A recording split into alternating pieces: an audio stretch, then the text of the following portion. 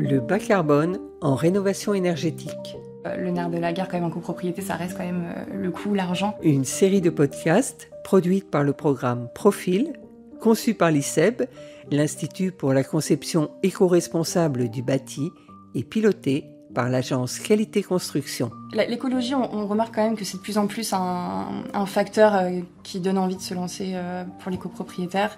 Ils sont de plus en plus sensibles, surtout pour des raisons de chaleur en été, plus que l'hiver d'ailleurs. Épisode 5, les leviers pour convaincre, le cas des copropriétés. C'est des personnes qui ont chacune des parcours de vie et il faut faire vivre tout l'immeuble et il faut faire les travaux, et il faut entretenir, et il y en a qui payent, il y en a qui payent moins, il y en a qui payent pas. Voilà, et il y en a qui sont pas là aux âgés, et il y en a qui... donc tout ça, c'est ça qu'il faut gérer, c'est compliqué. C'est une vraie vie démocratique, en fait, une petite communauté, et tout le monde a son mot à dire. Oui, même les emmerdeurs. Nous avons choisi d'enregistrer cet épisode à Paris, en prenant 3 cas de copropriété très différents. Nous vous proposons de nous suivre dans un immeuble haussmannien du boulevard Saint-Germain, en compagnie de la présidente du conseil syndical. Nous irons aussi dans une toute petite copropriété du 20e arrondissement, en compagnie de son architecte. Et enfin, une copropriété de 38 logements du 15e arrondissement, où nous discuterons avec les professionnels de Cénova. Cénova est une agence d'AMO, avec maître d'œuvre et bureau d'études intégrés. 3 situations très différentes, mais qui vont se rejoindre sur les enjeux d'une rénovation bas carbone. On est une petite copropriété de 38 copropriétaires. Nous sommes dans les bureaux de Cénova avec Marie-Thérèse Léger, présidente du conseil syndical, et Frédéric Urbain, son adjoint. Où il y a seulement 9 copropriétaires occupants. La plupart, ce sont des bailleurs qui habitent un peu à tous les coins de la France. Il y a un petit noyau très motivé pour cette rénovation. Par contre, 70% du reste de la copropriété se contente des communications qu'on fait. On a assez peu de retours de questions. Voilà.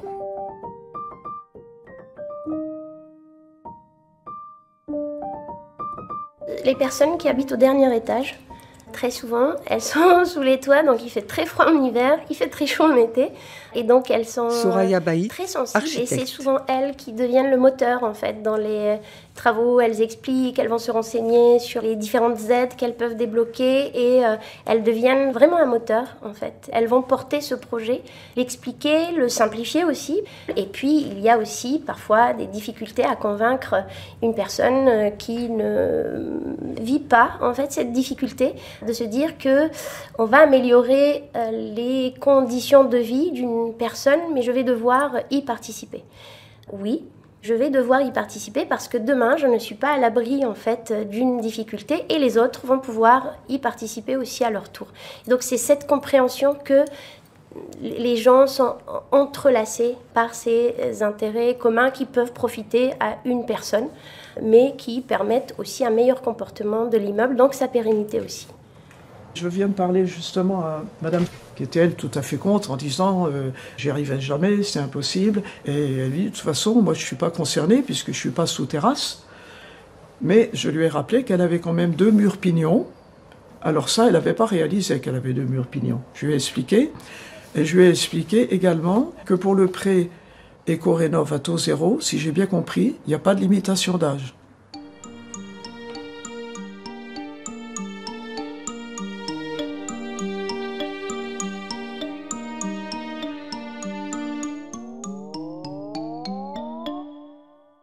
Je m'appelle Nicole, j'habite boulevard Saint-Germain depuis une dizaine d'années.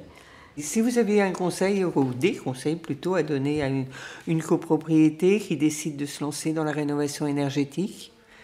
Alors moi j'aurais comme conseil, premièrement, de prendre du temps, un temps de l'appropriation. Parce que autant de personnes, autant d'intérêts particuliers. Donc je pense qu'il faut bien identifier les problématiques des uns et des autres. Et il y a un débat collectif à avoir. C'est quand même des sujets qui ne sont pas si simples que ça. Et donc, il faut qu'il y ait une appropriation, que les gens soient conscients des plus, mais aussi des moins que ça peut avoir. Non, moi, je voulais vous dire qu'ici, personne ne veut faire une isolation par l'intérieur. Pourquoi ? Parce que le mètre carré à Paris, dans notre quartier, il est très élevé. Donc, si vous faites une isolation par l'intérieur, eh bien, vous enlevez des mètres carrés. Donc, non seulement vous avez l'investissement, mais en plus, vous avez moindre value de votre immeuble. Donc là, non, ça ne marche pas. Donc, le syndic qui propose ça, il est pas recevable. Et je veux dire, à la limite, les oreilles se ferment, les yeux se ferment, les gens arrêtent de discuter. Et non, c'est pas possible. Vous voyez bien, c'est un truc de rêveur. Bon, donc, il faut y aller en comprenant les intérêts des uns des autres, l'endroit dans lequel on est, les contraintes qu'on a, pour pouvoir avancer. Et donc, proposer des choses qui sont jouables. Et puis après, il y a le discours, le débat à l'intérieur du Conseil, il est extrêmement important, parce que les uns et les autres font converger des points de vue. Et donc, c'est une petite démocratie participative où toutes les questions doivent trouver une réponse. Autrement, on aura des personnes qui ne vont pas suivre, et comme tout est financé justement par les habitants, par les copropriétaires, il faut absolument en fait toujours répondre en fait à toutes les questions. Il n'y a jamais de questions bêtes et surtout ramener toujours l'intérêt individuel à son lien avec cet intérêt collectif, ce qu'on y gagne ensemble.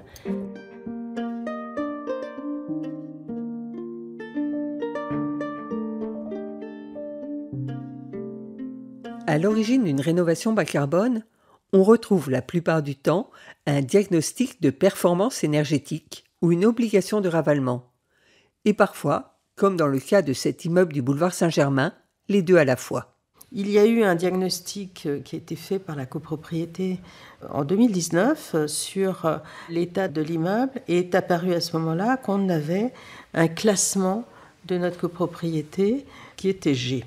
Nous avons reçu ça et on a demandé à notre architecte de faire quelques préconisations. Et moi, j'ai été désignée comme présidente l'année dernière. Je me suis dit, mais au fond, comment faire pour rénover, revoir et faire des investissements qui permettent une valorisation de l'immeuble. Et j'ai commencé à aborder la question avec les copropriétaires. Est arrivée l'idée qu'il y aurait des difficultés soit de vendre, soit de louer si il y avait un classement énergétique de l'immeuble qui n'était pas correct. Et là, on tombe sur un argument qui est très important, c'est la valorisation des biens. Parce qu'il y a peu de biens qui sont loués, donc peu de gens sont concernés par la capacité de louer ici. Mais en revanche, les gens sont intéressés par le maintien de leur patrimoine. Et donc, quand on a dit... la façade sur rue est une façade qu'il va falloir ravaler.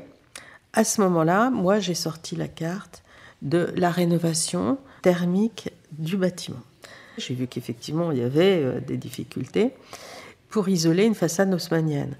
Sauf que nous avons un pignon est qui n'est pas très épais et qui prend beaucoup les intempéries. On peut peut-être lancer la rénovation en incluant ce pignon est.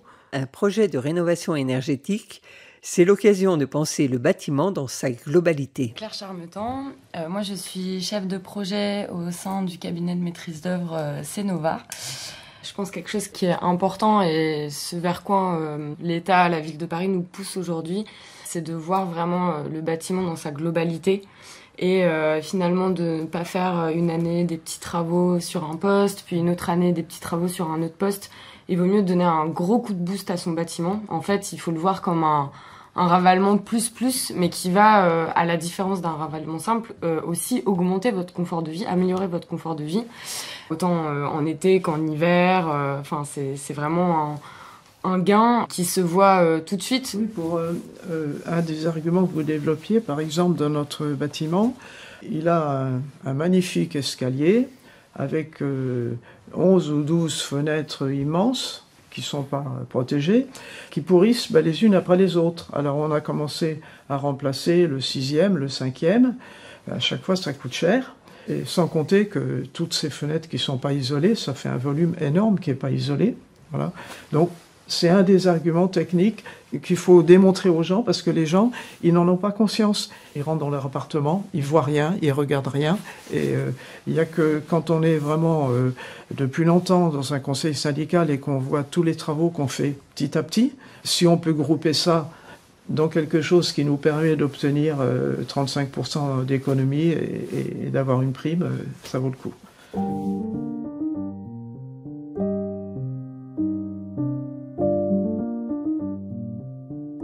On va avoir un chantier qui va nous casser les pieds sur le boulevard et sur le Pignon Ouest. Et si on regardait d'autres points, on pourrait peut-être s'intéresser aux courettes. Elles donnent sur un espèce de puits de jour, pas très sympathique, pas bien aménagé. Il y a ceux qui veulent juste donner un coup de peinture. Il y a ceux qui disent, ok, isolons, effectivement, nos appartements ne sont pas très confortables parce que les courettes... il y a beaucoup de fenêtres sur les courettes intérieures, dans les passages, et donc ça serait quand même pas mal de le regarder. Et puis le troisième groupe, qui est de dire, attendez, ces courettes, on pourrait peut-être en faire quelque chose. Au lieu de faire juste l'isolation, mais si on avait un projet architectural dans ces courettes, c'est-à-dire les privatiser. Au prix du mètre carré de boulevard Saint-Germain, on peut peut-être avoir une idée d'extension de nos appartements. Nous en sommes là aujourd'hui, qui est de dire, regardons les options.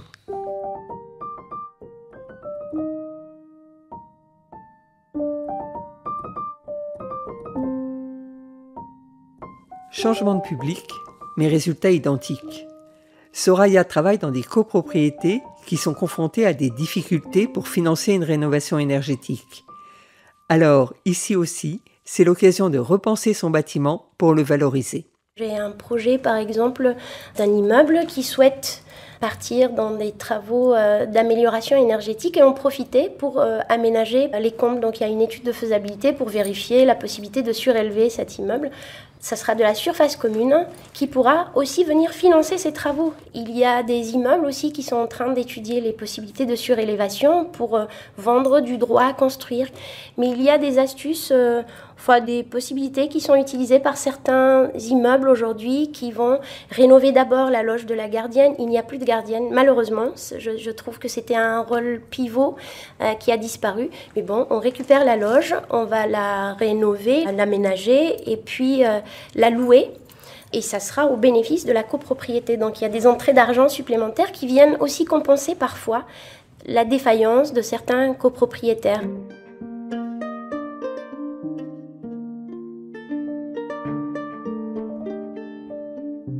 Lors d'une rénovation énergétique, on va aussi parler chauffage, eau chaude sanitaire, voire énergie renouvelable.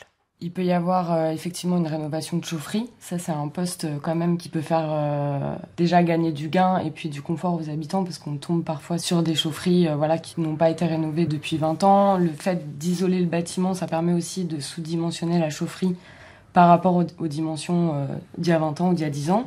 Sur le projet du 41 rue Blomet, la question s'était posée, mais en fait, leur chaufferie est neuve. Je crois qu'elle a été rénovée en 2018, si je me trompe pas. Donc là, ce qu'on va faire, c'est optimiser la chaufferie, de faire un équilibrage, mais on va pas mettre en place une nouvelle chaufferie. Quelque chose qui se fait de plus en plus, c'est une opportunité de raccordement au réseau de chaleur urbain. On arrive à le mettre en place sur certains projets. C'est encore nouveau, mais c'est quelque chose qui, en tout cas quand c'est possible, est systématiquement proposé, oui. Puis il y a tout ce qui est énergie renouvelable. Maintenant, on propose aussi, par exemple en toiture terrasse, d'installer des panneaux photovoltaïques. C'est une étude qu'on propose aux clients, même si elle n'est pas forcément demandée par le client. Ça dépend quand même de la taille de la toiture parce qu'il faut que ce soit rentable derrière. Il y a aussi une option de végétalisation de la toiture. Ça, en confort d'été, c'est quand même un gros plus. Alors ça, vous ne l'avez pas proposé chez nous, hein. Photovoltaïque et aux toitures végétalisées. Parce que vos toitures, là, elles sont trop petites, malheureusement. Donc en fait, ça aurait pas été rentable du tout. Vous auriez payé une installation monstre pour un gain finalement trop petit. Ouais. Nous aurions pu aussi évoquer la récupération de l'énergie thermique des eaux usées, la cloacothermie. Elle se nomme ainsi. Elle consiste à récupérer l'énergie disponible sur les eaux usées à partir d'un échangeur et à transférer cette énergie dans le réseau d'eau chaude sanitaire ou de chauffage. Cela est d'autant plus intéressant quand on sait que dans un logement bien rénové, le premier poste de consommation est l'eau chaude sanitaire. C'est donc une source intéressante d'énergie, actuellement trop peu exploitée.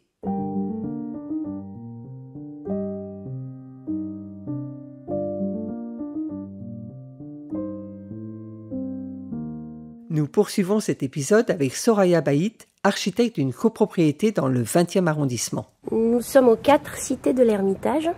C'est un endroit fabuleux parce qu'on est sur un ensemble assez hétérogène. On a des maisons, on a quelques immeubles, on a des maisons qui ont été surélevées et qui donnent directement sur la rue de l'Ermitage. Donc je vais vous faire visiter cette toute petite copropriété composée de 2 bâtiments et de 4 copropriétaires. J'essaie de me souvenir comment la porte s'ouvre. Hop. L'immeuble est surélevé. Il est posé sur un sous-sol composé de caves voûtées. Donc on pourra le visiter.